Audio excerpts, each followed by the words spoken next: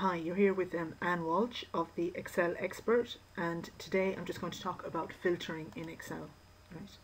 Now, the first thing just to say before we kind of get stuck into the filtering is that, if you think of cookery programs or use cookery programs as an analogy, it all seems to go very smoothly for all the cooks when they're doing things, not least because they have all their stuff prepared.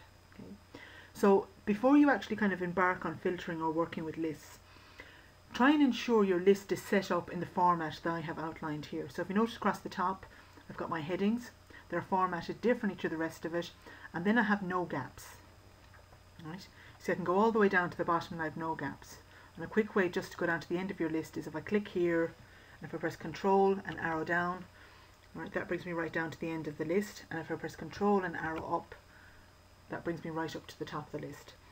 And if you found those shortcuts useful, if you go to my website, you can download 25 plus very useful shortcuts like that. But let me just come back to the sorting and filtering. Now, essentially what filtering does is that it allows you to pick out information. So you have a big long bucket like this, and a filter operates like a sieve. So you can actually pick out, for example, let's say I just want to see all the products I've sold, let's say in the Galway area, or to Galway products in a particular, or to see, let's say in a particular month. Alright, how many transactions have I had with Galway products? A filter is an ideal way to do that. Or I want to see how many transactions I've had over €500. Right? So a filter is a great way to do that. So again, before we commence, make sure your list is set up like this. Click anywhere in the list, go up to the Data tab, and then see in the middle of it you see a thing that looks like a big funnel, and you just click on Filter. Now, the other thing to note as well is that there's also a little keyboard shortcut, Control Shift and L, and that turns your filters on and off. And that's very, very useful if you're doing a fair bit of filtering. But in this case, I'm just going to click here. Okay. Now, if you notice here, I now get a set of little drop-down triangles beside each of them. All right, so let me have a look here. I think I might just pick out, let's say, maybe July for Galway. So the first thing I do is I click Invoice Date. All right. And when I click here, if you notice, I now get a whole bunch of sorting stuff, which we looked at in another video, sort by colour, which I've also looked at in another video. But see here, I have date filters. Alright, and I actually pick out a whole bunch of date filters if I want to, today, yesterday, next week, tomorrow and tomorrow and tomorrow, right, or year to date. Or to kind of to drill down even further, if you notice here, I have a number of years already in this list, and let's say what I want to do is I want to do it for 2012. First step is I click this box here, and then I click on 2012, and if you notice here there's a little plus beside this, so click on that. Alright, and let's say what I want to do is I just want to pick up maybe March and April for 2012. So what you do again is you just clear this box here, 2012, and then you just click on the ones you want to have. Okay, so I'm just picking out my March and April transactions, and I click OK. So straight away this has narrowed it down. Now, quick pointer, just note if you're thinking about this, is that if you notice this colour here has gone blue, alright, so that tells me there's a filter on.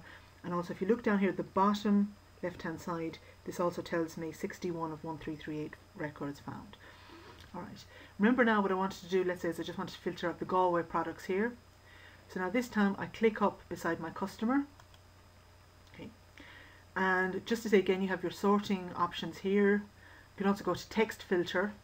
Right, with the text filters you could pick out equals, does not equals, begins with, ends with, contains.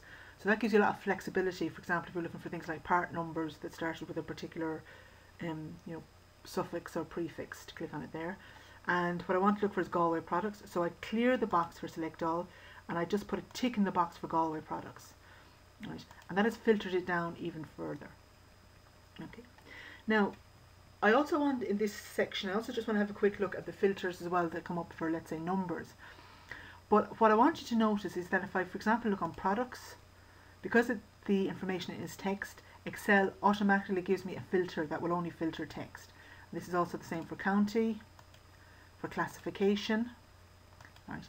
But when I come here to quantity, right, you see I now here get my number filters. Alright, and this allows me to equal, does not equal, greater than or equal to, less than or equal to, between, top 10, and so on. Okay. And then I can also, if I want to pick out a specific number out of the list, I could. In this case, I'm just going to click OK. And let's say in this case what I want to do is pick out the value of the transactions over 1,000.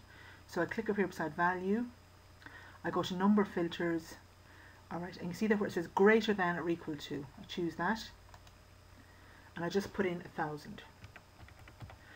Now in some cases you can actually pick the numbers from the list. I have to say I'm not mad about that. I actually think you get better results if you actually type in the numbers yourself. And I click OK.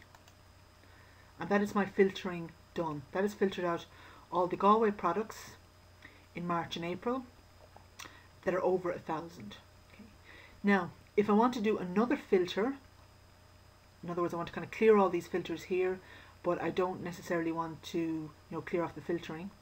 If I go up here to my filter, there's a little icon there that says sort. I click on clear, that removes the filter. I still have my little filtering buttons on, but it's actually cleared whatever data was filtered. I hope you found this useful, and again, don't forget to sign up at Overcross for the 25 sheets, which will always be very useful for you, right? And I hope to see you again. Take care, goodbye.